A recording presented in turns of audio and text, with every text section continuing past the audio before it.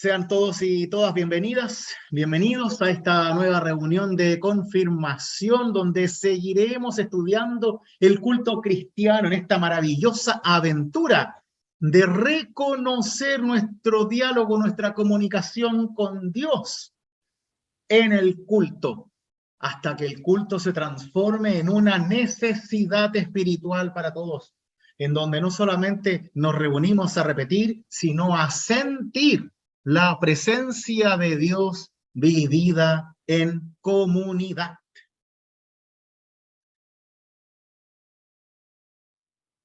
Sabemos que el culto cristiano es una celebración a Dios y es una invitación de alabanza a nuestro Dios. Y es en el culto que nos vinculamos con Dios y reconocemos su obra en el mundo. El culto se celebra en comunidad. Buscamos recibir y agradecer a Dios. Cantamos y también damos gloria a Dios porque lo reconocemos en sus obras como Padre, Hijo y Espíritu Santo. Y así adoramos al Señor con el Gloria Patri. Gloria sea al Padre y al Hijo y al Espíritu Santo. Previo a eso, leímos un salmo en el culto tradicional en donde reconocemos la emoción de un creyente como el salmista. Esa es la emoción de fe que nos hace reconocer a Dios en nuestras vidas. Y así, ese reconocimiento de Dios nos invita a reconocer también nuestra necesidad de Dios, la cual reconocemos mediante la confesión de nuestros pecados. Porque al conocer la obra de Dios y el hecho de que Dios obra solo por gracia y amor a nosotros, nos ayuda a reconocer cuánto pecado aún tenemos, cuánta necesidad, cuánta deuda de amor. Y por eso somos invitados a la confesión para que nuestros pesos, nuestras deudas, podamos entregarlas en la cruz de Cristo y nos veamos libres del peso de nuestros errores y faltas, de nuestros pecados y de nuestra muerte. Es así que el buen Dios nos ayuda a que cada uno de nosotros pueda no solo reconocer a Dios, sino también encontrarse con Dios en el perdón. Y es en ese perdón que buscamos en Dios que pedimos piedad. Pedimos piedad a Dios porque lo reconocemos como nuestro Señor. No hay otro a quien pedirle piedad. Ningún emperador, ningún presidente, ningún poderoso, solo Dios es quien tiene el poder sobre todo el universo y es el único que puede perdonar los pecados. Por eso pedimos, Señor, ten piedad de nosotros, reconociendo nuestra humildad mientras reconocemos la grandeza de Dios mediante la confesión. Es así que escuchamos las palabras de absolución. Es así que reconocemos en Dios el único perdón, porque recibimos una nueva vida en Cristo. Y reconocemos que la misericordia de Dios se eleva hasta el cielo y su gloria entre toda la tierra, como dice el Salmo 32. Qué maravilloso es el sentirse reconciliado. Lo sabemos desde nuestra propia experiencia con otros seres humanos, ¿no? Cuando nos equivocamos, cuando traicionamos, cuando mentimos y nos pillan, sabemos que el ser perdonados es como un nuevo nacimiento de esa relación y que ese perdón cuesta, no sale gratis y a veces cuesta mucho. cuesta tanto conseguir perdón entre nosotros que cuando recibimos el perdón de Dios por gracia, lo recibimos como un nuevo nacimiento. Especialmente porque reconocemos nuestro pecado y nos arrepentimos de él. Y Dios obra por su gracia para que ese nuevo nacimiento desde el perdón se haga realidad. Nuestra vida sufre una renovación y una transformación integral en el amor de Dios. Surge una nueva esperanza, afirmada ahora solo en Dios. No trata de nuestras relaciones personales, ni de cuánto tenemos que cuidar esas relaciones, sino en que esta relación depende primero de Dios. Y nosotros respondemos. Es Dios quien nos hace la promesa de vida y de perdón en Cristo. No nosotros. Nosotros respondemos a esa promesa con fe y confianza en Él. Es por eso que, reconociendo el amor de Dios en su perdón, damos gracias y gloria a Dios a través del canto, que responde al evento más luminoso de la historia, el nacimiento de Jesús, el Hijo de Dios. Y así nos unimos a la alegría celestial de los ángeles que cantan el día de la Navidad y a la emoción sublime de los pastores que recibieron la más grande y buena noticia. Hoy les ha nacido el Salvador, que es Mesías el Señor. El perdón de Dios es recibido por la Iglesia como el nacimiento de Cristo que viene a alegrar el mundo. Y por eso se canta, después de recibir la absolución, el gloria a Dios en las alturas y en la tierra paz a los hombres de buena voluntad o amados por el Señor. Porque queremos emular esa alegría de la noticia de la Navidad dada a los pastores, recordando ese momento y cantando juntos. Porque gracias al nacimiento de Cristo, nosotros tenemos un nuevo nacimiento también, un nacimiento desde la fe. Y por eso recordamos esas palabras y las entonamos con el Gloria in excelsis Deo, gloria a Dios en las alturas. El perdón de Dios es parte esencial del culto cristiano, porque es lo que hace que la gracia de Dios sea recibida por cada uno de nosotros. Y además nos ayuda a entender que el perdón de Dios es eterno y que somos nosotros los que no perdonamos. Dios sí perdona. Y cuando podemos realmente sentir el perdón de Dios, no solamente por lo que hicimos mal, sino también por nuestras propias frustraciones, impotencia, por lo que no podemos perdonarnos a nosotros mismos, que muchas veces es peor de aquello que esperamos los demás nos perdonen. Cuando recibimos ese perdón de Dios, es realmente un nuevo nacimiento.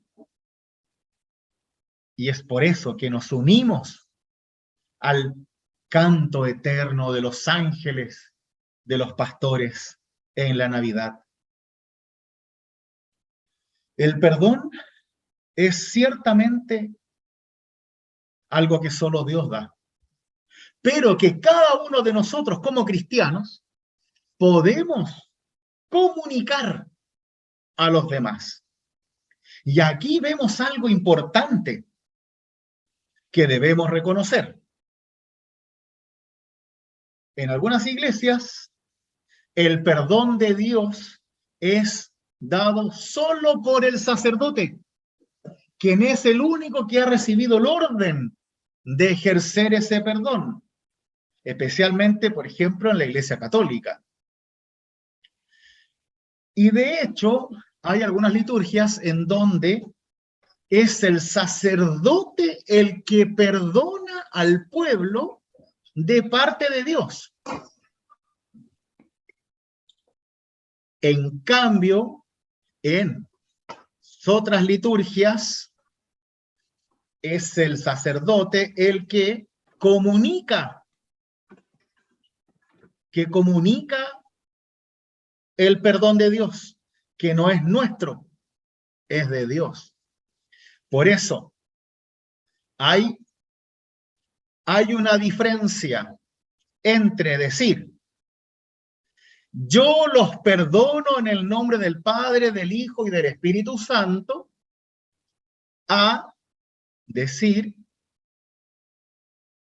por la obra de Cristo en la cruz y por nuestro arrepentimiento y confesión, el Señor Todopoderoso nos perdona todos nuestros pecados en el nombre del Padre, del Hijo y del Espíritu Santo. Amén.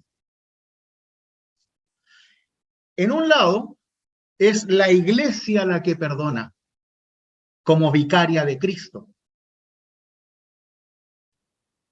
En nuestro caso, el pastor y cualquiera que esté oficiando, solo comunica el perdón que es de Dios. Yo no los perdono, los perdona Dios. Porque no puede depender de mí como pastor o como persona, como ser humano, que ustedes sientan el perdón de Dios. Porque puede ser que yo no pueda perdonarlos, porque soy incapaz. Pero el perdón de Dios es capaz de todo y está por sobre todo. Porque ese perdón viene de la cruz de Cristo y no del esfuerzo personal de cada uno de nosotros. Porque Cristo muere en la cruz para que ese perdón se haga realidad. Y ese perdón es tan real como la misma resurrección que nos da vida y vida en abundancia. Es por eso que el perdón es como un nuevo nacimiento. Porque aquello que antes producía muerte, ahora es una invitación de vida. Porque el perdón necesitado, que era un obstáculo para avanzar tu vida, ahora lo tienes y puedes seguir adelante. Por eso, el perdón no requiere de la absolución de un tercero, solo de Dios. Porque nosotros podemos seguir peleados entre nosotros. Puede que a ti te cueste demasiado perdonar lo que yo te hice. Puede que nunca me perdones. Pero con el perdón de Dios podemos continuar nuestras vidas sin estar atados, anclados, sostenidos con cadenas del rencor y del odio que no nos permiten avanzar en nuestra vida ni en nuestra vida de fe. El perdón es algo central en nuestra fe cristiana. No es casual que cuando Jesús sanaba a alguien, en algunos casos, perdonaba sus pecados primero. Y no es solamente porque en aquella época se pensaba que todas las enfermedades eran un castigo de Dios por algún pecado cometido por la persona o por algún antepasado hasta la cuarta generación, sino que es porque el perdón es necesario y muchas veces debemos perdonarnos nosotros mismos para poder vivir una vida de fe. Muchas veces debes dejar de sentir culpa para poder avanzar. ¿Cuánta culpa hay en nosotros? Por las malas decisiones, por aquellas cosas que no pudimos cambiar, por nuestras enfermedades o las enfermedades que hemos dado a otros, por lo que hicimos y lo que dejamos de hacer. En el perdón de Dios, en la absolución, tenemos un nuevo comienzo, para que así no creas que esto es un borrón y cuenta nueva y da todo lo mismo, no, para que te hagas cargo de tu vida y haciéndote cargo de tu vida, te transformes en un mejor cristiano para el otro y para ti mismo y para Dios. El perdón logra armar tu vida desde los pedazos que hay, para que así sea Cristo quien ahora dirija tu vida con los golpes, con las cicatrices, hacia una vida plena.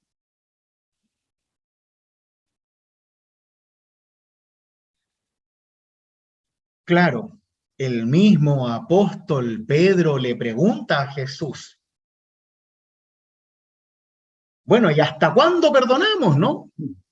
Porque claramente si recibimos el perdón de Dios, también nosotros debemos perdonar a otros. Esto se trata de hacerse cargo de la vida, no de abusar del regalo divino. Y hasta 70 veces 7 dice Jesús, ¿no? Asumiendo que hay que perdonar siempre.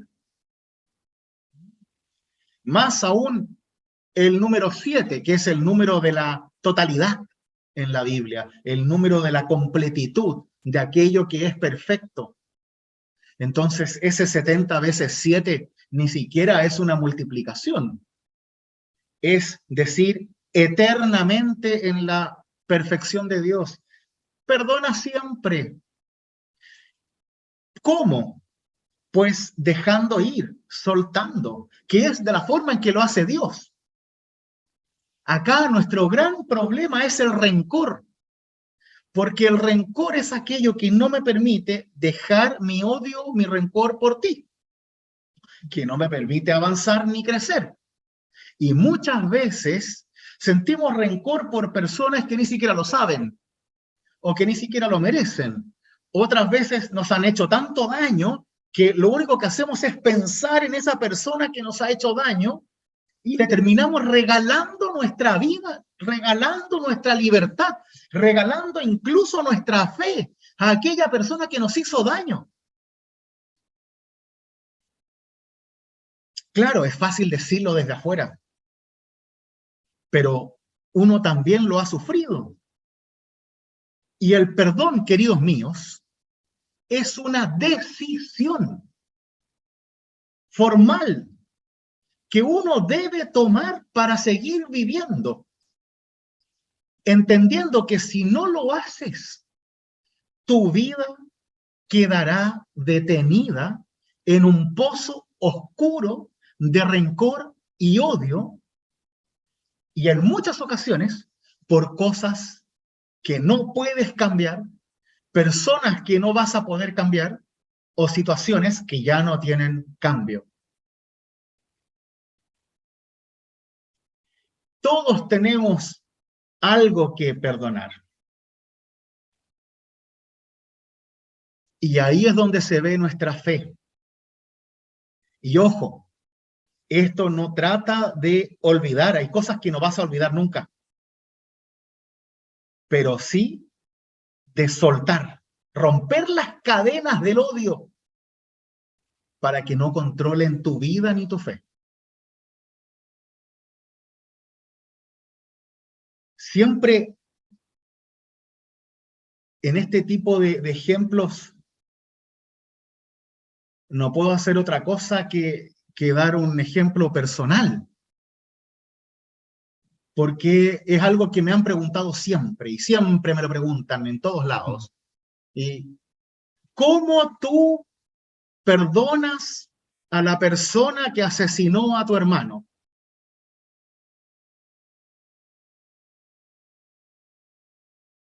Claro, es tan difícil. Me acuerdo cuando hicimos el funeral de mi hermano después de un mes, una vez que lo trajeron de Europa después de su asesinato, la gente me preguntaba antes y después del culto, Rudy, ¿cómo lo haces? Y la gente iba a culto solo para escuchar a ver qué cosa decía, en una situación un poco morbosa incluso. A ver si se le sale al pastor, no sé, la pena, la rabia, porque habían matado a su hermano. Y no de forma linda más encima, sí, fue bastante brutal el tema. Y la verdad es que eso no tiene una explicación, no tiene algo que uno diga, oh, mira, ¿sabes qué? Yo soy tan bueno que simplemente perdono y dejo ir todo. No, no es eso. Es simplemente que entiendo que al asesino no lo voy a conocer nunca. De hecho, cuando fui a Alemania tuve la oportunidad de ir a verlo y preferí no. Pero es un tema de que, ¿qué decisión vas a tomar en tu vida para seguir viviendo una vida de fe? Porque de otra forma te vas a llenar de odio y de rencor. Y aunque no lo crean, es una decisión racional y también espiritual. Porque yo no puedo perdonar personalmente a alguien que no veo, que está en una cárcel en Alemania. Pero sí puedo tomar la decisión de no permitir que esa persona que no conozco y me quitó a mi hermano, controle mi vida, mi libertad, mi fe y mi predicación. Y sobre todo, mi esperanza en Dios. Y esto no se trata de compartir ni de comparar historias, a ver quién sufre más y quién perdona más, sino solo decir que es una decisión libre. Y en cada uno está esa decisión. O te quedas pegado en el odio, o avanzas siendo consecuente con lo que crees. ¿Y a qué vamos? Claro, siendo consecuente con nuestra propia visión de pecado, en donde aquí no hay una lista de pecados más grandes que otros, y en donde yo no soy mejor que el asesino de mi hermano. Y si logro reconocer eso, si logro salirme de ese espacio en donde soy víctima, puedo entender un poquito más desde afuera que yo tampoco soy tan bueno como creo. Y que aunque no sea asesino, tengo otros temas. Y que solo por eso, el otro pecador, distinto a mí como pecador, merece el mismo perdón que merezco yo. Y así empezamos a igualarnos. Yo me bajo del altar donde me pongo en comparación con el pecador que está mucho más abajo que yo porque es malo y me hizo daño. Pero si ustedes hicieran una encuesta en toda la iglesia, yo les apuesto que van a encontrar así una lista de gente que va a decir que yo les cagué la vida y que les hice un daño terrible y que no merezco ni el perdón de Dios, sin haber asesinado a nadie. Entonces, acá entramos en una cuestión de interpretación personal, y eso es lo peligroso.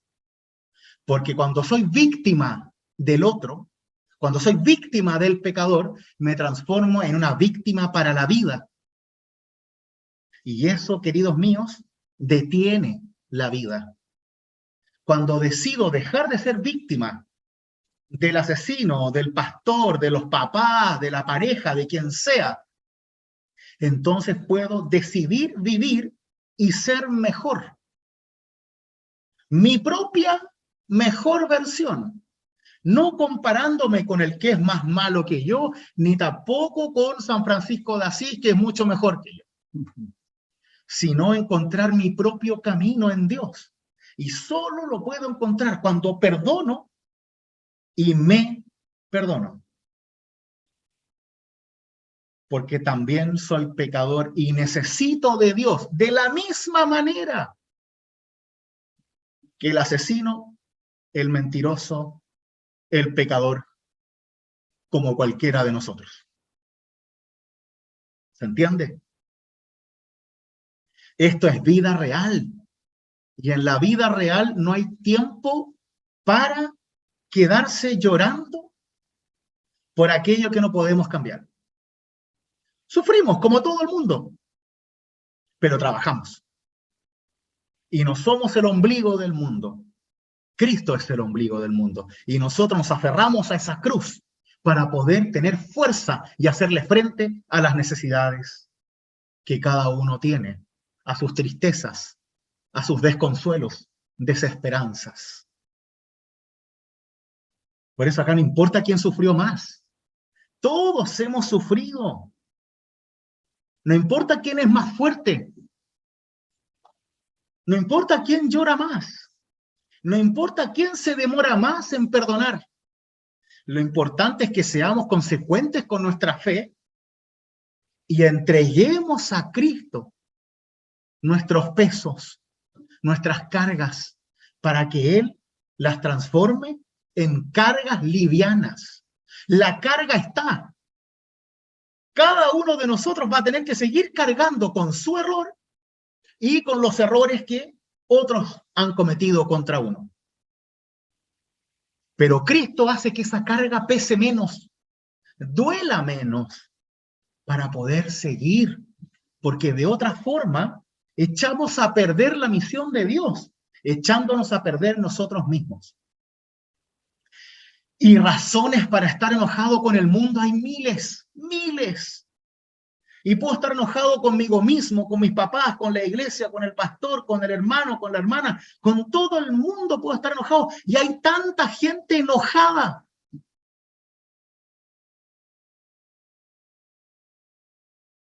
Y Jesús lo dice: vengan a mí los que están cansados, que yo los voy a hacer descansar. Ese texto que siempre se usa para funerales es un texto para la vida. Es decir, ven, yo te abrazo, déjame que yo te sujete un rato para que vuelvas a agarrar fuerza y así te hagas cargo de tu vida y dejes de sentir lástima de ti.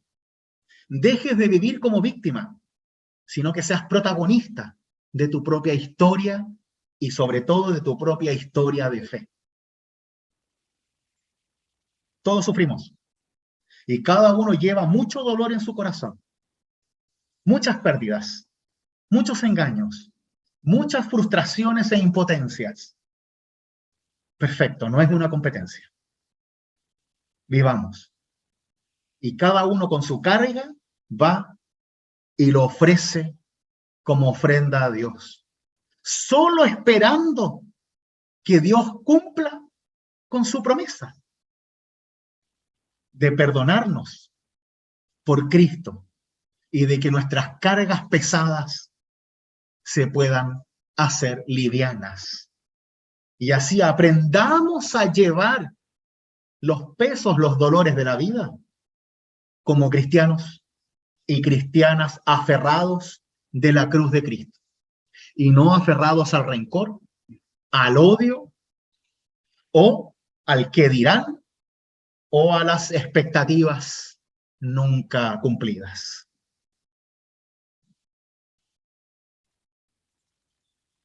Esto es vida, queridos míos. Y lo que recibimos en el perdón es una nueva vida para vivirla. Y por eso debemos tomar la absolución, especialmente en el culto, como algo renovador, restaurador y transformador de todo lo que es nuestra vida, porque lo necesitamos. Y esa es obra de Dios para cada uno de nosotros. Disculpen que haya utilizado un ejemplo personal, pero ya que siempre me lo preguntan, aprovecho de explicarlo al tiro.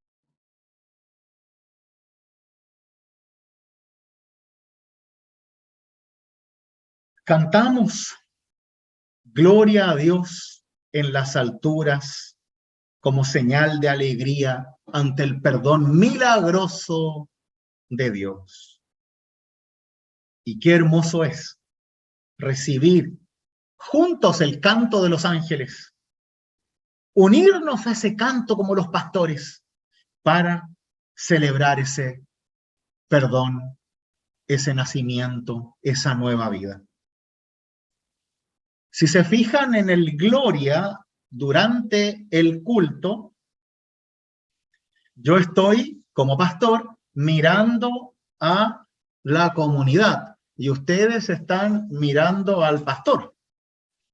Y es porque en ese momento se hace una imagen del canto de los ángeles y los pastores, en donde el oficiante es el que representa al coro celestial, porque está en el altar, no es que sea un ángel, por favor, ¿ya? Y la comunidad representa a los pastores que reciben la noticia. Y por eso lo cantamos juntos, porque es todo un coro que une cielo y tierra en el amor de Dios, en la confianza de Dios, en la alegría y vida en Dios. El culto cristiano nos ayuda a conocer a Dios. Lo conocimos como Padre, Hijo y Espíritu Santo. Sabemos que nos ofrece perdón por medio de Cristo en la cruz, pero queremos saber más. Queremos recibir a Cristo vivo que nos va mostrando el camino para conocer a Dios, que es Cristo mismo. Y durante el culto aprendemos a confiar y vivir en Cristo, porque decimos, tu palabra es mi delicia y tus leyes son mis consejeros, como el Salmo 119. Queremos ansiosos escuchar la palabra de Dios para no solamente sorprendernos, sino para tener una guía de nuestras vidas. ¿Y cómo nos preparamos para la palabra? Mediante la oración. En la oración del día, también llamada colecta, porque reúne, colecciona las necesidades desde el texto bíblico. Esa oración es temática y responde al texto del Evangelio. Pedimos a Dios en oración que nos llene con su palabra de amor y nos guíe en la vida de fe. Recordamos las palabras del Salmo 119.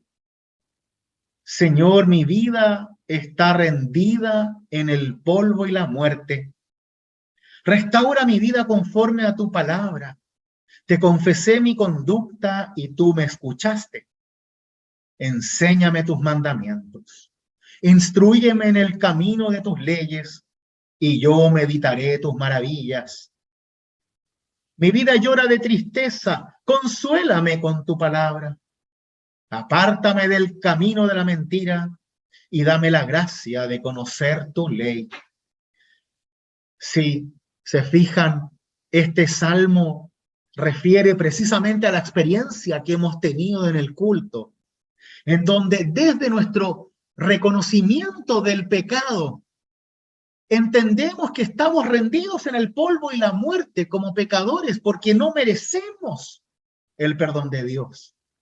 Y pedimos que Dios restaure nuestras vidas.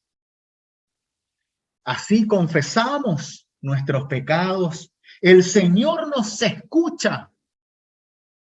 Y ahora, desde el perdón, pedimos su palabra. Pedimos una guía y decimos, Señor, aquí estoy. Esto es lo que hay. Esto es lo que soy. Ayúdame a ser mejor. Ayúdame a vivir. Dame tus mandamientos. No para controlar mi vida, sino para que yo pueda vivir una libertad responsable, siguiendo el camino que libremente elijo desde la palabra de Dios. Porque ese camino está lleno de maravillas, lleno de consuelo y esperanza, está lleno de Dios, de vida y de verdad en Cristo Jesús. Y esa es la ley que necesitamos conocer, la ley de Cristo. Y así nos preparamos para escuchar las lecturas. Como ya vimos anteriormente, utilizamos un leccionario que se llama leccionario ecuménico, que se divide en 3 años, lecturas del Antiguo Testamento, de la historia profética que se dice, Antiguo Testamento más libro de los Hechos, una segunda lectura que es la carta apostólica, que puede ser cualquier carta del Nuevo Testamento, y finalmente el Evangelio. Cada semana el leccionario dará un texto del Antiguo o Hechos, un texto de la carta apostólica, un salmo y un evangelio para las lecturas de cada culto. Pero antes del evangelio hacemos un pare, porque vamos a recibir a Cristo en el evangelio. Y es por eso que cantamos junto a toda la cristiandad diciendo aleluya. La salvación, la gloria y el poder pertenecen a nuestro Dios. Entendemos que la palabra contiene el mensaje de salvación de Dios para todos y que las exhortaciones que nos mueven a vivir en el amor, el perdón y en dignidad junto a toda la creación están en esa palabra. Y nos preparamos para leer la Biblia desde la cruz, desde el amor de Cristo y para la vida. Es decir, como guía para vivir la fe en libertad, como dije antes. No para controlar la vida de los demás. No para que el resto se sienta más culpable de lo que ya está. No para hacer daño a las personas con la palabra de Dios, sino buscando la unidad en la diversidad y no el juicio, reconociendo que todos somos diferentes a los ojos de Dios y al mismo tiempo que todos somos amados por Dios. Por mucho que yo encuentre que el otro, el pecador, el malo, el diferente, no merece a Dios. Esa es mi idea. Dios dice, yo amo a toda mi creación, yo los amo a todos, y Cristo murió por todos, no por unos cuantos elegidos y perfectos que cumplen las expectativas de ciertos cristianos y cristianas. Es así que cantamos aleluya, que viene de la palabra hebrea aleluya, que equivale a un grito de regocijo y alegría en Dios. Que quiere decir alaben a Dios, alaben al Señor, a Yahvé. Es una alabanza, es como un grito, es como decir hurra, pero en el sentido de Dios. Es una alabanza a Dios.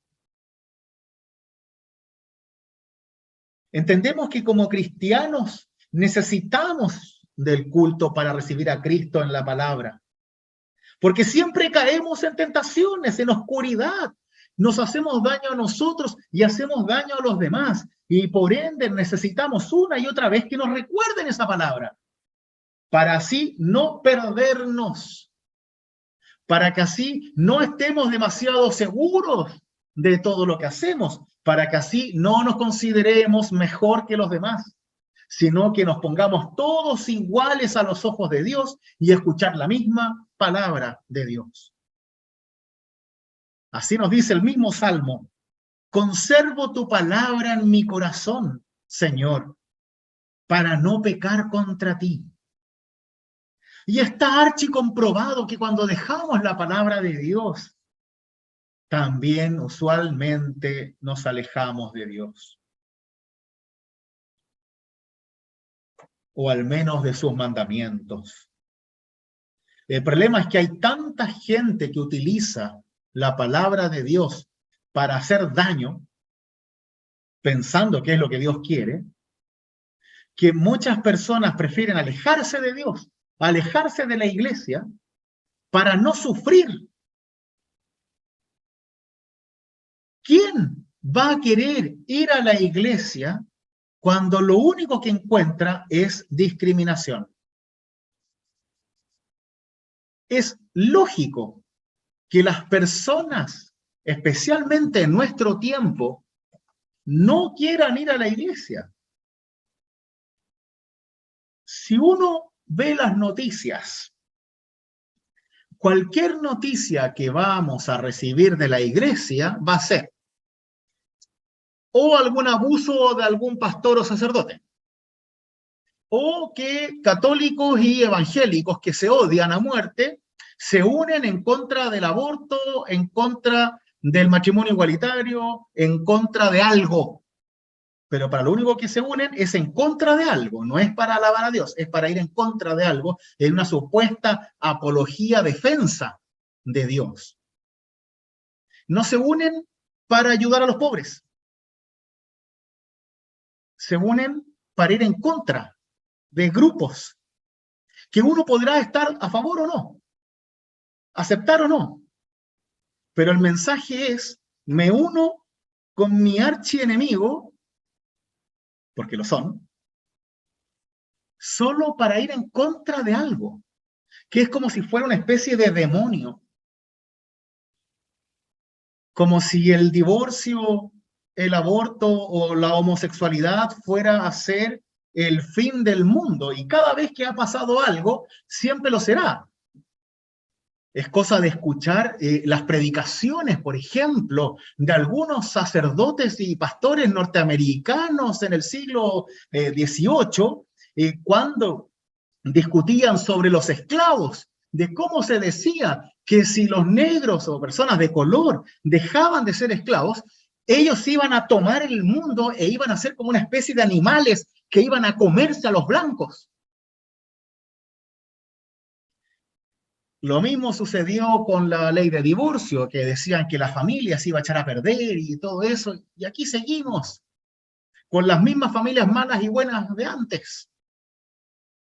El tema es que el mensaje de la iglesia, si es solo ir en contra de lo que sea, ¿dónde está la buena noticia? Y la gente está harta de malas noticias. La gente está harta del juicio. El tema es que el juicio entretiene más y llena más las iglesias que la libertad responsable, que el esfuerzo que conlleva vivir unidos en la diversidad. Porque claro, ese eslogan es hermoso. Nos unimos en nuestras diferencias, pero tenemos que aguantarnos en nuestras diferencias. Y siempre es más fácil echar al distinto que yo tenga que cambiar y ceder para que el distinto sea o se sienta aceptado. Ahí es distinto. Claro, yo los acepto a todos mientras no me hagan nada. Como muchas personas aceptan cualquier cosa mientras no los toquen, mientras no les hagan daño a ellos. Es como cuando empezó la revuelta social y muchas personas enojadas decían: pucha, yo apoyo todo lo que reclaman, mientras no me molesten, mientras no me corten la calle, mientras no me hagan daño. Y bueno, eso no es aceptar, eso solo es apoyar una causa desde la comodidad de tu sillón, posteando cosas en Instagram, en Facebook y en Twitter, diciendo lo bueno o lo malo de lo que sea. Claro, cuando nos tocan el bolsillo o nos tocan nuestra seguridad, ahí la amistad cambia y ya no estamos tan tranquilos ni tan defensores de la justicia. La igualdad es muy buena, hasta que se mete dentro de mi casa, se mete en mi bolsillo, se mete en nuestras formas de vivir. Por eso estar unidos en la diversidad es un esfuerzo de soportarnos en el amor, como diría el apóstol Pablo. Es así como recibimos la palabra del Evangelio, porque el culto cristiano es una buena noticia y debemos defenderlo siempre, porque es Cristo vivo, dado a nosotros en el perdón, dado a nosotros en la palabra y dado a nosotros en el sacramento. Por eso el Evangelio de Marcos, en su primer versículo, inicia diciendo: comienzo de la buena noticia de Jesús, el Mesías, Hijo de Dios. Diciendo que es una buena noticia. Lo que les vengo a contar, dice Marcos, es una buena noticia. No es una mala noticia. No vengo aquí a contarles penurias. Claro, hay sufrimiento, vida real, pero esto es siempre una buena noticia. Porque la predicación de Cristo es el Evangelio, que significa buena noticia, evangelion en griego. El mismo Evangelio de Mateo nos dice: Jesús recorría toda la Galilea, enseñando en las sinagogas, proclamando la buena noticia del reino y curando todas las enfermedades y dolencias de la gente.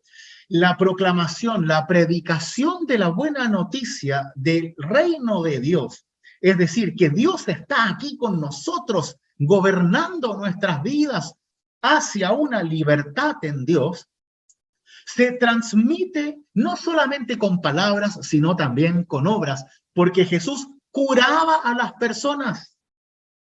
No es solamente predicar desde el púlpito y hablar cosas lindas, sino hacerse cargo de las necesidades, de los dolores, de los sufrimientos de las personas y transformar las malas noticias en un acompañamiento que sea una buena noticia para la gente. Pero por alguna razón nuestro pecado y tentación constante hace que las iglesias y comunidades transformemos la buena noticia de Cristo en malas noticias, cambiando su salvación por gracia, que debe ser un verso bíblico que aparece 100 veces en todo el Nuevo Testamento, lo cambiamos por el que aparece una vez, por la condena. Es una total locura. Jesús habla 100 veces contra la discriminación del pobre, el huérfano y la viuda. El mandamiento del amor es el mandamiento que más aparece en la Biblia, tanto en el Antiguo como en el Nuevo Testamento. La salvación por la fe aparece transversalmente desde Abraham hasta el Apocalipsis. El amor al prójimo, el perdón, aparece en todos lados. Pero no, porque al apóstol Pablo le molestan los afeminados, entonces ahí empezamos a mirar. Y de pronto, el mensaje bíblico viene a transformarse en medio versículo. Claro, el citado Romanos 1, ¿no es cierto? En donde se supone que el apóstol Pablo habla en contra de la homosexualidad, y si hablara sería solo contra los hombres, porque nunca en toda la Biblia se habla de la homosexualidad de las mujeres. Hay una larga lista que habla de la mentira, del engaño, de la traición, de la maldad, del pecado, que esas no las pescan. La única palabra que les importa, la fornicación, palabra que ni siquiera existe en la Biblia. es una traducción latina para la palabra griega porneia, de ahí viene pornografía, que significa relaciones ilícitas. Claro, para la iglesia tradicional, una relación ilícita es el hecho de que alguien se acueste con otra persona antes del matrimonio. Pero esa es una opinión de la iglesia. El porneia se refiere a una relación que equivale a un incesto, a que el padre se meta con la hija o entre hermanos, y no a una cuestión de homosexualidad, por ejemplo. No vamos a decir que la Biblia apoya la homosexualidad porque no es tema para esa época. Los griegos la apoyaban, los romanos también, el resto no. Pero no es nuestro tema tampoco, porque el tema de la Biblia no es la sexualidad de las personas, sino la gracia de Dios que recibimos como pecadores. Cada cual con su propia vida y su realidad tendrá que hacerse cargo de sus decisiones ante el amor de Dios y la justificación por la fe en Cristo Jesús. Y eso, claro, puede ser visto como condena. ¿Ah? Te vas a tener que hacer cargo. Pero en Cristo, como nuestro abogado, es una justificación, no un juicio infernal. Por eso, dentro de toda la lista de mandatos que tenemos en la Biblia, ¿por qué no mejor nos fijamos en aquellos que son centrales en el Evangelio, en vez de andar persiguiendo cacería de brujas y brujos que solo hacen daño?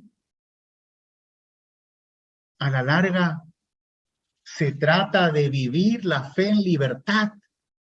Y cuando quitamos esa libertad, sea quien sea, al pecador de turno, lo único que hacemos es mostrar la peor cara de la iglesia, nuestra peor cara, y sobre todo, nuestra falta de fe en el Dios de la Biblia.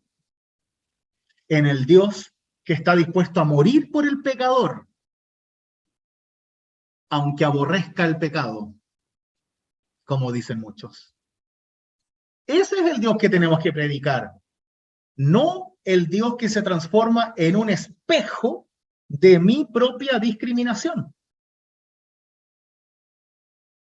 Ese Dios lo tenemos y está en todos lados, porque sabemos,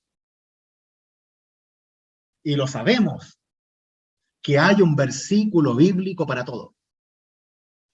Y si yo quiero discriminar a alguien, lo puedo hacer. Puedo vender a mi hija por unos cuantos camellos. Puedo matar a alguien por robarse unas gallinas. Incluso puedo echar de la comunidad a alguien que se vista con cuero o tenga tatuajes. Si la mujer se corta el pelo muy corto, pues la mujer debe usar el pelo largo. Puedo hacer cualquier barbaridad usando el texto bíblico y transformarlo en una mala noticia para el pecador de turno. ¿Por qué? Porque eso depende netamente de mí, el que tiene el poder, no solamente de la palabra, sino también de la predicación. Y uno puede usar ese poder para salvar o para condenar. Y esa es la decisión que debemos tomar todos los cristianos, y no solamente los pastores, para que cuando los pastores empecemos a predicar estupideces, sean los mismos cristianos los que nos detengan y nos digan: hey, estas son ideas tuyas. Y aunque encontraste 3 versículos que decían lo que tú dices, la Biblia como un todo dice otra cosa. Cristo dice otra cosa. Así de simple.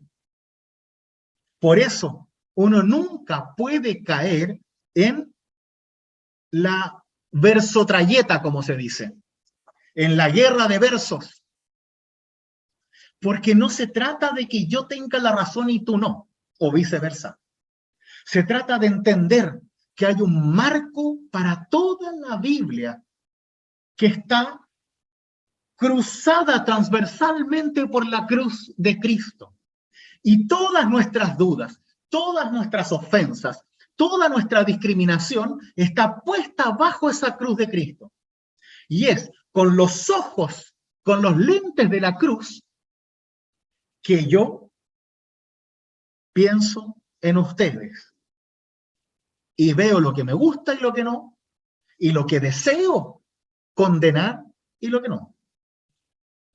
Pero debo entender que una cosa es lo que yo siento, lo que yo quiero, como mi justicia, a lo que Dios quiere en su justicia. Y la justicia de Dios se basa, sostiene y fundamenta en la cruz, no en un trono todopoderoso con alguien con un sable cortando cabezas de los pecadores. Porque de otra forma, ¿para qué vino Cristo al mundo? O sea, ¿para qué murió Jesús en la cruz? Si nosotros vamos a usar la muerte de Jesús para los pecadores, para crucificar a más pecadores. O sea, Jesús hasta de la cruz dice, Padre, perdónalos porque no saben lo que hacen. Y nosotros vamos a ser los que vamos a armar más cruces para crucificar a todos los que no cumplan con nuestras expectativas de leyes cristianas. Es una locura. Y es una locura tan esparcida dentro de la iglesia que es casi incontrolable. Tal como lo hablábamos contigo, Berta, el sábado, ¿no? El juicio. Y todos crecimos con eso. Yo también. Y mucho tiempo odié hasta que me hicieron entender, porque no lo hice solo, que la palabra de Dios no trata de condenar. Nosotros condenamos. Si no, la cruz, ¿para qué sirve? Si no es para salvarnos a nosotros pecadores. Y ahí volvimos a lo que decíamos antes con el perdón. Que yo me debo igualar al peor pecador del mundo, porque si no, pienso que soy mejor. Y cuando pienso que soy mejor que el otro, me transformo en un verdugo. Literalmente hablando, me transformo en un verdugo del otro, porque el otro no merece vivir ante ni cerca de mi gran luz. Entonces me tomo con la autoridad de eliminarlo, criticarlo, discriminarlo, segregarlo, echarlo, humillarlo, quitarle su dignidad, su libertad, solo porque está demasiado lejos de mi supuesta santidad. Y ojo, esto no se trata de que lo que hace el otro te guste o no. No se trata de que el otro te caiga bien o no. Se trata de lo que dice la palabra, como un todo. No solo el versículo que me gusta o el que dice lo que yo quiero que diga. Piensen que la Iglesia Católica no acepta a las mujeres como sacerdotisas por dos razones. La primera, más tonta que la segunda. La primera es porque Jesús eligió a 12 hombres. Listo. O sea que si Jesús hubiera elegido a 12 homosexuales, ¿serían todos homosexuales los sacerdotes? Te apuesto que no. Si hubiera elegido a 12 negros, te apuesto que no. Pero justo funcionó que eran 12 hombres, lo cual es lógico por el contexto, porque si elegían mujeres las iban a apedrear en la calle, ¿no? Y la segunda razón es porque el apóstol Pablo manda a callar a las mujeres en la comunidad de Corinto.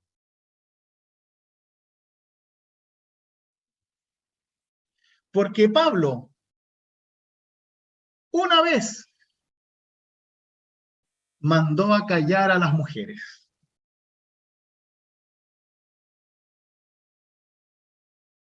Volvemos a la cruz. ¿Y Jesús qué hizo con las mujeres? Ya que es el Hijo de Dios y nuestro Salvador, quizás sería importante ver qué es lo que dice Jesús, ¿no? Las utiliza como las predicadoras y testigos de la resurrección. No a hombres, a mujeres. Y Jesús va a las casas de las mujeres, habla con las mujeres, les predica a las mujeres, confía en las mujeres más que en los hombres. Pero no, el machismo es superior y encontramos el resquicio legal. Nos olvidamos de todo lo que hace Cristo para encontrar un versículo y usarlo como fundamento de la tradición de la iglesia. ¿Ven lo loco que es? Y está totalmente normalizado. Claro, podrán decir que hay un montón de otras razones, pero a la larga da lo mismo. Sigue siendo únicamente una discriminación y nada más. Nada más. Es solo cosa de ver hace cuánto tiempo se aceptan sacerdotes de color. Estudian, no es hace mucho.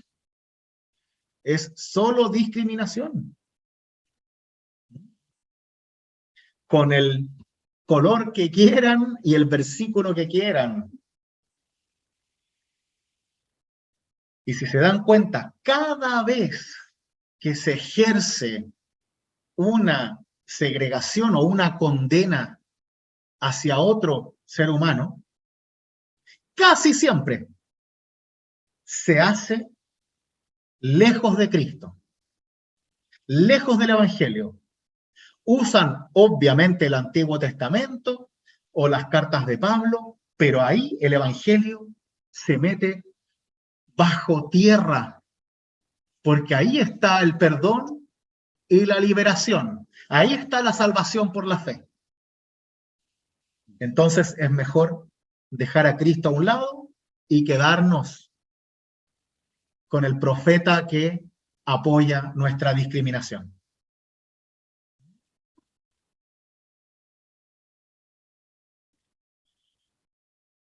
No sé si estoy loco, pero esto más claro echarle agua no puede ser.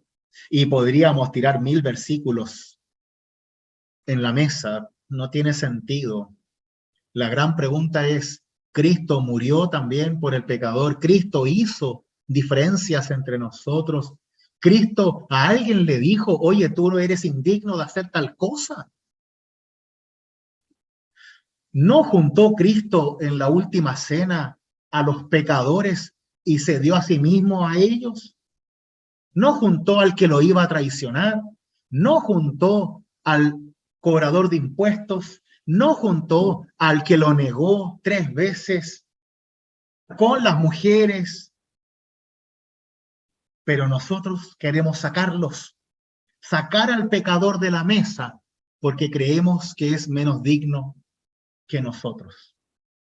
Y ahí pisamos la piedra del orgullo, que solo nos lleva al juicio y condena de los demás, de los distintos, de los que no cumplen nuestras expectativas como cristianos, que son propias, ¿ah? No son bíblicas, son de uno.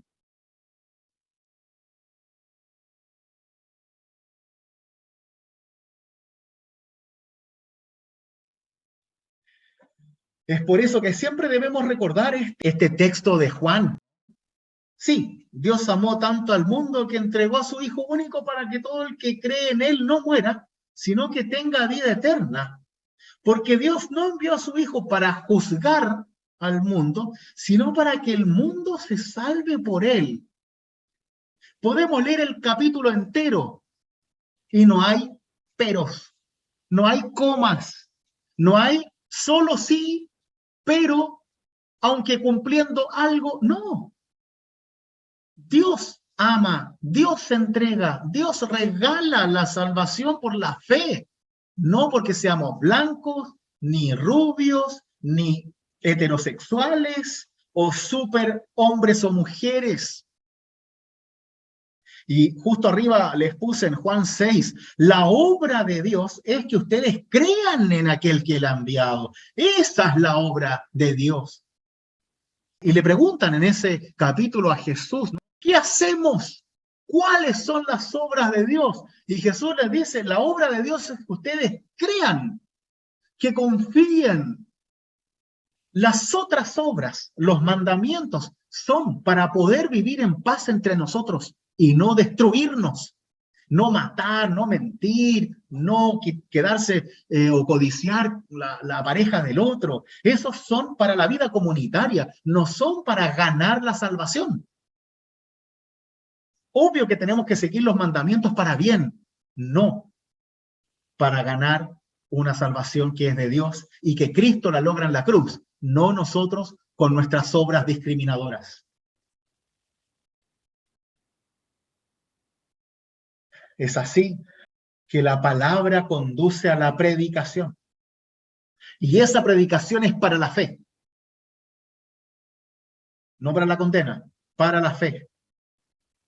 Asimismo nos dice el apóstol Pablo, el evangelio es el poder de Dios para la salvación de todos los que creen. Es poder de Dios para salvación, no poder de Dios para discriminación. La predicación contiene a Cristo vivo e invita a la fe. Y es por eso que en este momento del culto, luego de cantar el aleluya, en donde celebramos a Dios, lo alabamos junto a toda la iglesia, escuchamos el evangelio del día. Según los mismos ciclos que habíamos visto antes, ahora queda más claro que el ciclo A sigue el evangelio de Mateo con extractos de Juan, el ciclo B el evangelio de Marcos con extractos de Juan, el ciclo C el evangelio de Lucas también con Juan. Y en un proceso de 3 años se leen los 4 evangelios, casi en su totalidad, porque se va eligiendo aquellos relatos que son más largos o que son más completos de aquellos sinópticos en donde a veces están en otro evangelio, un mismo relato, entonces no se repite usualmente, sino que se elige otro para dar más variabilidad a la predicación. La predicación es el medio que Dios ha dispuesto para que el ser humano conozca a Cristo como camino que trae hacia su salvación. Esta es una frase de Robinson, el pastor que vino la otra vez. Él sostiene que la predicación es un regalo de Dios, que es para que conozcamos a Cristo desde el escuchar la palabra y que nos trae hacia la salvación de Dios. Qué importante es este verbo, que la predicación te trae a Dios, porque Dios ya está. No es que te lleva a Dios, te trae como si Dios tuviera una cuerda y está acercándote hacia Él. Dios te trae a sí mismo a través de la palabra. Debemos trabajar esta realidad siempre imaginaria en donde Dios te lleva al cielo. Y recordar que Dios te trae a sí mismo, al encuentro con Él, a través de Cristo en la palabra. Te trae hacia su salvación porque Dios está aquí con nosotros, no en el trono celestial. Es por eso que la predicación es tan importante y fue por muchos siglos el centro de la iglesia protestante. En cuanto se tomaba que si no aprendemos de la palabra de Dios, entonces vamos a aprender cosas malas y vamos a hacer cosas malas porque nos olvidamos de los mandamientos de Dios y los vamos a cambiar por mandamientos humanos, que es lo que hacemos siempre. Por eso la predicación siempre nos debe invitar a la fe y al seguimiento a Cristo, para una vida unida a Dios y a sus mandamientos. Primero unida a Dios y luego a sus mandamientos. Acá Lutero tiene un texto muy, muy, muy importante, maravilloso, una obra de arte, que es lo que debemos leer en los evangelios. Y ahí Lutero explica que nosotros en la palabra recibimos a Cristo de dos maneras. Primero lo recibimos como don, como regalo, como gracia. Primero recibes a Cristo por lo que es, como Dios, como aquello que se entrega a ti por gracia. Ese es Cristo recibido como don de Dios. Y una vez que tienes a Cristo como don, que ya has recibido a la persona de Cristo, recién después de eso puedes recibirlo como modelo, para que así no transformemos a Cristo en un nuevo Moisés. No transformemos a Cristo en alguien que solo nos da mandamientos y órdenes, sino que primero recibamos la salvación en Cristo, recibamos el regalo de la vida en la cruz. Y con ese regalo en el corazón, seguimos sus pasos. Porque de otra forma, vamos a caer en el legalismo que ya hemos explicado durante este día. Siempre recibimos a Cristo como don, como regalo de salvación. Y luego seguimos sus pasos. Para que no hagamos de Cristo un Moisés, no hagamos simplemente de los mandamientos de Cristo un libro para crucificar a otros. Que sería un poco extraño hacerlo, pero nos falta el que también usa a Jesús para poder discriminar. Como ya lo vimos, por ejemplo, cuando estudiamos en el estudio bíblico Juan 8, el texto de la mujer supuestamente adúltera, en donde el final de ese verso hay dos frases de Jesús. La primera es, yo tampoco te condeno.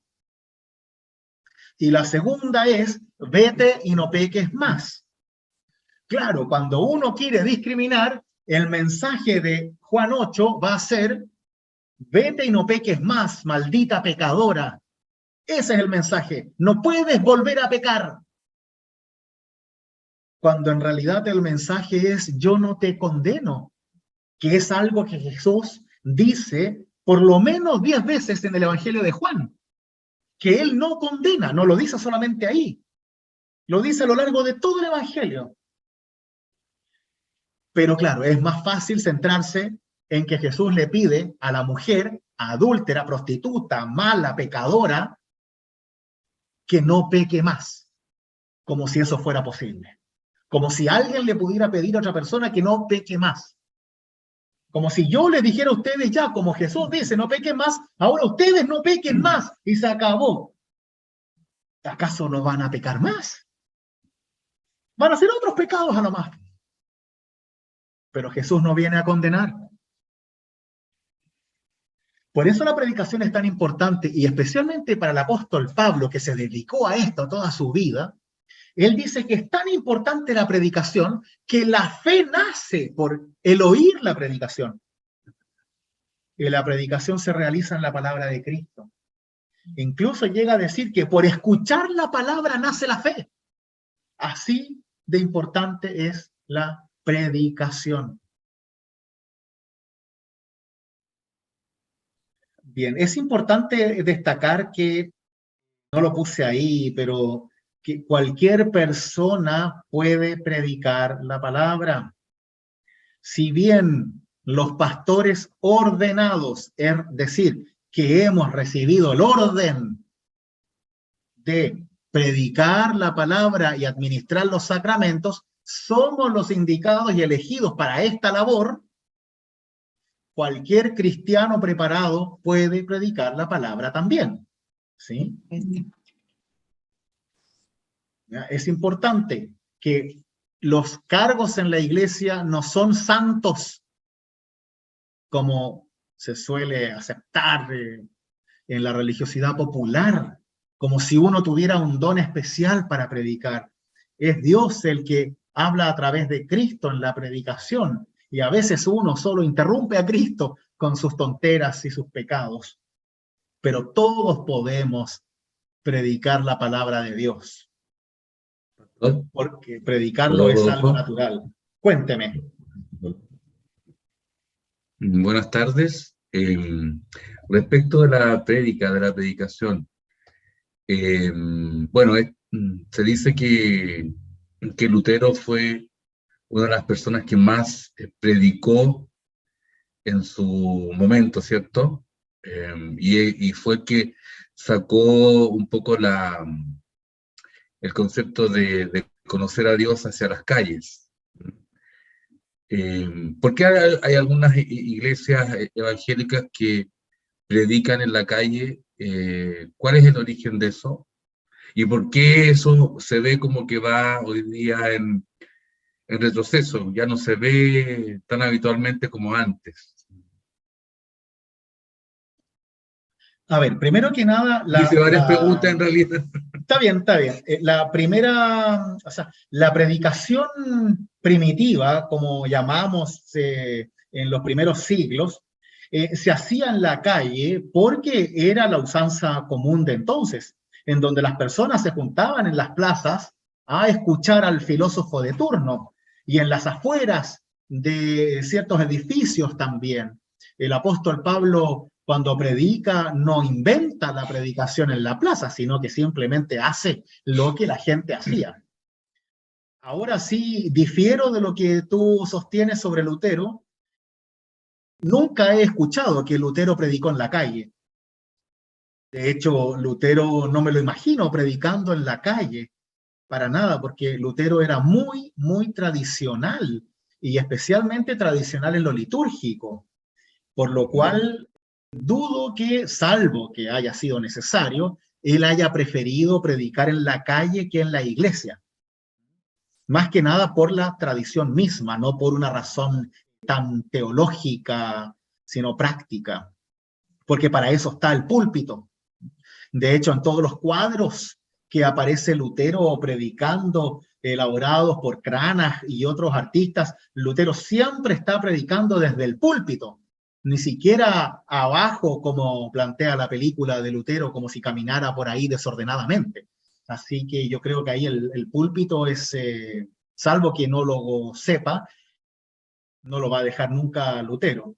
La predicación en las calles que aparece en las iglesias más pentecostales no proviene de Lutero, sino de las iglesias evangélicas que aparecen del metodismo en general y de algunas iglesias bautistas, pero no tanto, es más del metodismo, porque John Wesley, el fundador del metodismo, él sí que predicaba en serio, más que Lutero, y viajaba horas predicando. Predicaba especialmente a las personas pobres y también en la calle. Él, para mí al menos, Wesley es el ejemplo de la predicación callejera, y es tan importante su labor, tan fuerte su labor, que funda una iglesia centrada en la predicación y especialmente de la gente necesitada. Hoy en día, al menos para mí, como luterano, el predicar en la calle no tiene mucho sentido, porque lo veo como un poco predicar al viento. Pero la predicación es predicación, y yo creo que cada cual tiene un llamado específico. Y hay personas que tienen el don para predicar afuera en la calle. Yo no sé si lo tengo. Y hay otros que hemos crecido y, no sé, nos sentiremos seguros predicando dentro de la iglesia. Creo que ambas predicaciones son posibles, solo que una apunta a una comunidad establecida y la otra apunta quizás a una comunidad por formar. Claro, antiguamente todos predicaban en la calle. Sí. No había iglesia. Sí. Yo creo que cuando llovía se reunían en las casas. Claro, y además que era peligroso juntarse porque eran perseguidos. Yo creo que la predicación se puede ejercer de muchas maneras y uno no tiene el poder ni la autoridad para criticar mañosamente a los que hacen otro tipo de predicación. Al único que yo critico es al que la lee, porque me carga que lean las prédicas. Pero aparte de eso, cada uno sabrá cómo ejerce mejor su predicación. Hay distintos tipos de predicación. Está la predicación desde el púlpito y está la predicación en donde hablamos de Dios. Y yo creo que ese tipo de predicación es muy importante y esa es la predicación que hacemos todos. Porque claro, yo hago la predicación desde el púlpito, pero ustedes y yo también tenemos todos el deber de predicar la palabra de Dios en todos los lugares a donde estamos y con todas las personas a las cuales vemos. Entonces, no podemos solo centrar la predicación en el púlpito, porque la enseñanza que cada uno hace, el compartir su fe, también es predicación. Claro, es dar testimonio. También se puede dar testimonio o predicar con el ejemplo. Claro, se puede predicar con el ejemplo. Sí, también es así. Pero siempre es bueno usar el ejemplo y que la gente sepa que tú lo haces porque eres creyente y no solamente porque eres súper buena. Es importante hablar de Dios. Yo por eso siempre estoy en contra de las cosas ocultas en la iglesia, las donaciones ocultas o que la gente me pase cosas para callado y todo, porque las buenas acciones también hay que decirlas, porque eso es un testimonio de fe. Y no se trata de que alguien se haga a Dios por hacer algo bueno, sino que otro cristiano puede tomar ese ejemplo y hacerlo también. Y por eso las buenas acciones deben publicarse. Hacemos una mala lectura de ese verso de que tu mano derecha no sepa lo que hace tu mano izquierda. Para mí es una falsa humildad que lo único que hace es que nadie sepa lo que hace el otro. Y por ende, no saco ideas. ¿Cómo sabe la Renate que tiene que donar su casa a la iglesia si no ve que alguien lo hace antes? O sea, tenemos que aprender a contar las cosas buenas que hacemos con un orgullo humilde. Entender que hay cosas que hacemos bien y que no está mal publicarlo buscando en que otras personas también lo hagan bien. O todas las cosas que hacemos las vamos a ocultar para no parecer orgullosos o para que el otro no diga, ay, que se cree tanto él que hace esto. Que lo digan, pero ¿cómo no vamos a hacer publicación de nuestra obra cristiana? Hay que hacerlo. Yo creo que los cristianos se pasan muy piolita y debemos hacer más ruido, pero ruido del bueno, de las buenas noticias y no de las malas. Al final tenemos tiempo solo para la condena, solo para las cosas malas. ¿Y cuándo hacemos algo bueno los cristianos?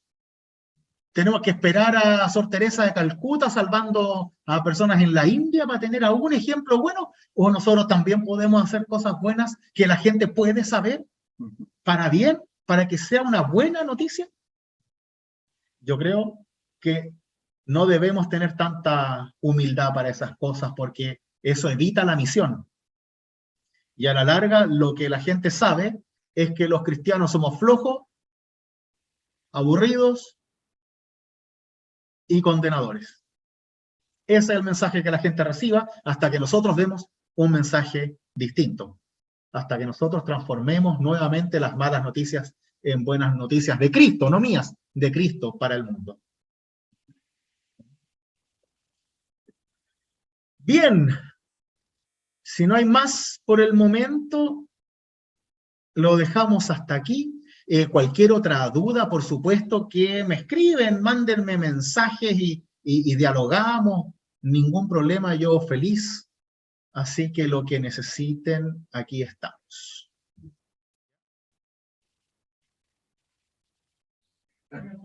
Rodolfo, una Ya. pregunta. Diga, Porque, diga. parece que la catequesis de hoy día comenzaste tú hablando acerca del perdón.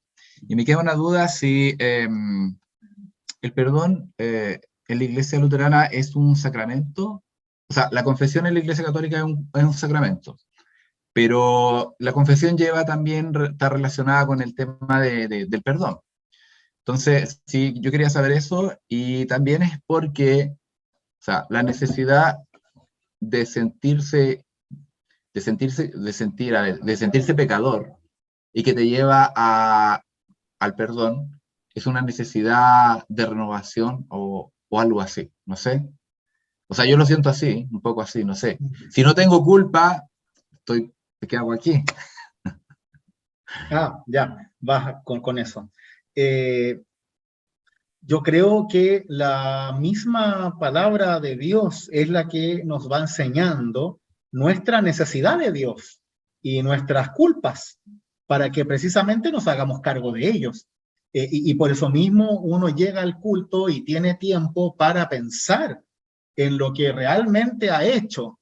Obvio que si yo llego al culto todo orgulloso y creyéndome lo mejor del mundo, no voy a sentir nada y por ende tampoco me va a hacer nada, no hay transformación.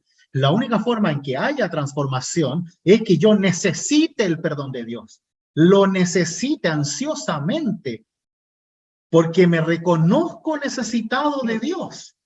Si no me reconozco como necesitado de Dios, entonces estoy perdiendo el tiempo aquí nomás. Solo perdiendo el tiempo. Eso es una actitud que todos los cristianos deberíamos trabajar. Ahí el orgullo es muy malo porque me aleja de Dios, porque no me hace necesitado de Dios. Y todos necesitamos de Dios, creo yo, y más aún del perdón. Ahora, ante la pregunta del sacramento, ahí yo pienso distinto a mi tradición. ¿Ya? En la Iglesia Luterana, la confesión y la absolución no son sacramentos. Los únicos dos sacramentos son el bautismo y la Eucaristía. Para mí, como creyente y como pastor, no le digan a nadie, no, todo el mundo lo sabe. Yo sí creo que el perdón debería ser sacramento porque encuentro que tiene todo lo necesario para hacerlo. En nuestra iglesia se declara un sacramento, lo vamos a ver después igual, ¿sí? Se declara como sacramento aquellas cosas que tienen al menos las condiciones establecidas, que son que tengan un mandato de Cristo en la Biblia, que traigan una promesa de Dios en la Biblia, que tengan un elemento visible del mundo y que tengan un elemento invisible de parte de Dios. En este caso, sabemos que Jesús manda a bautizar, tenemos el agua, está la promesa del perdón de los pecados y el Espíritu Santo que viene en el bautismo. En la Santa Cena tenemos el envío de Cristo a realizarla, tenemos la promesa también de la presencia de Cristo en el sacramento y también en el perdón. Tenemos el pan y el vino como los elementos y, por último, a Cristo mismo, que se acerca a nosotros como cuerpo y sangre, también sacramento. En el sentido de la confesión y absolución, Jesús manda precisamente a perdonar a los discípulos en Juan, al final de Juan, cuando se presenta a ellos y los envía y vayan a perdonar los pecados, ¿no es cierto? En ese sentido, también a lo largo de la tradición se ha utilizado el aceite como medio para transmitir ese perdón de Dios desde el Antiguo Testamento hasta el Nuevo Testamento. El mismo apóstol Pablo dice que unjan con óleo luego de ejercer el perdón. Está el mismo perdón de Dios en la absolución, así que para mí también tiene todo.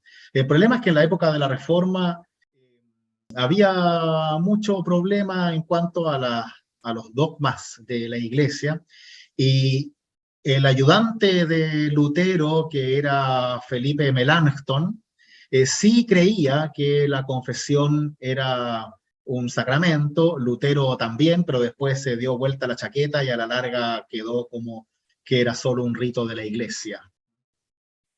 Irónicamente, en nuestras confesiones como iglesia luterana, en la confesión de Augsburgo, aparece solo el bautismo y la Eucaristía como sacramentos. Y en la apología, en la defensa, explicación de la confesión de Augsburgo, aparecen los tres.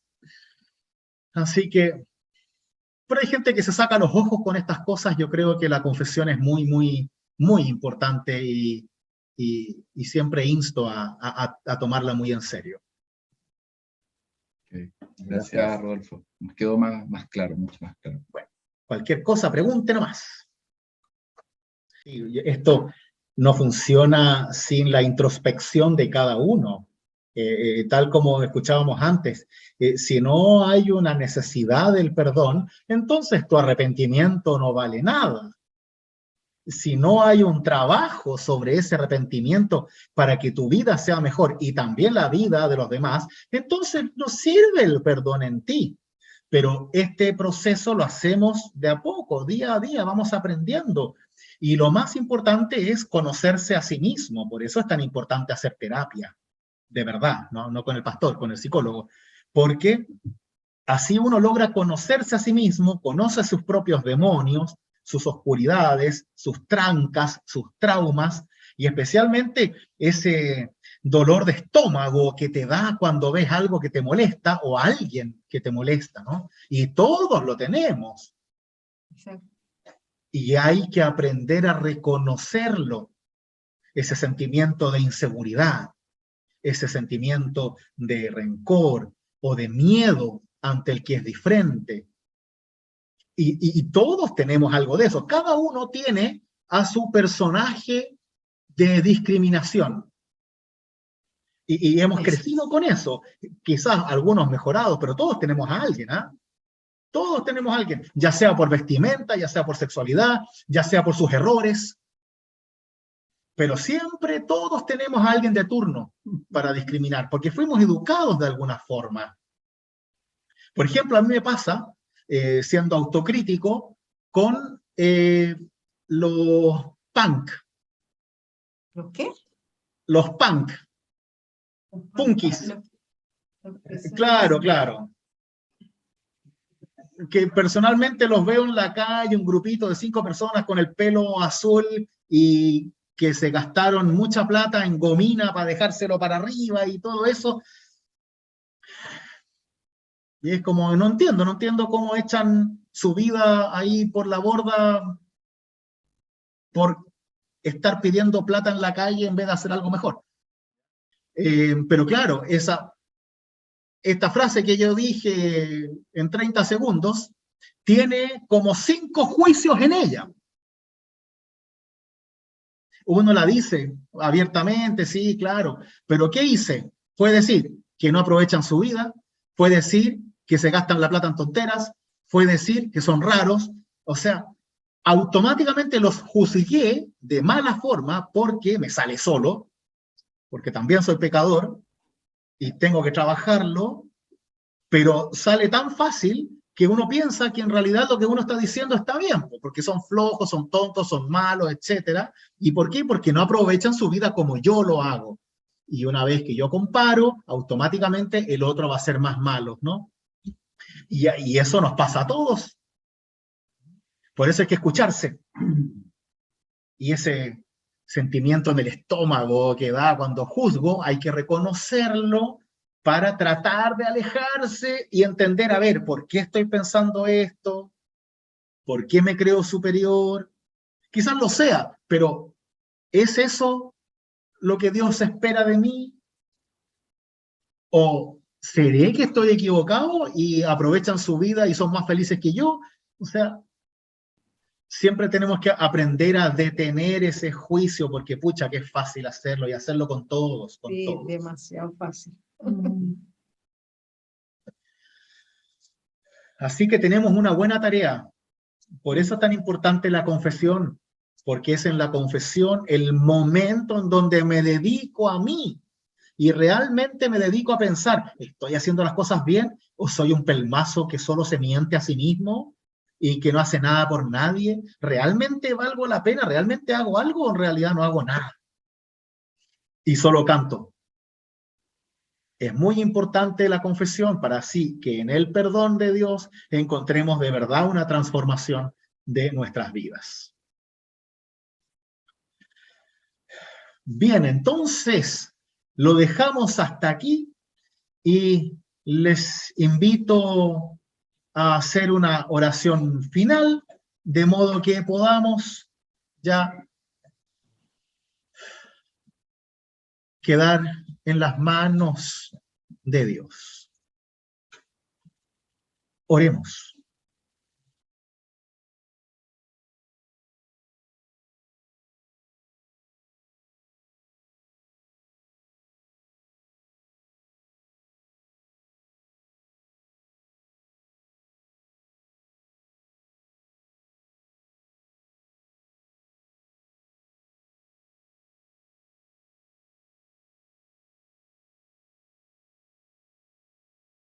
Gracias, Señor, por este tiempo.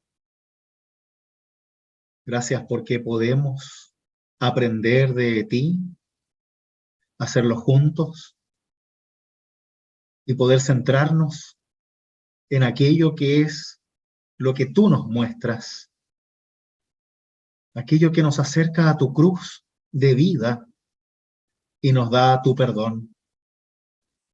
Porque podemos recibir a Cristo, Señor, en tu palabra, cuando hablamos de Él y también en el sacramento. Permítenos compartirte siempre, predicarte en todos los lugares y momentos, para que seamos nosotros, junto con muchos más, quienes podamos compartir tu buena noticia de amor y salvación por este mundo que tanto lo necesita. Aléjanos, por favor, de toda condena y prejuicio.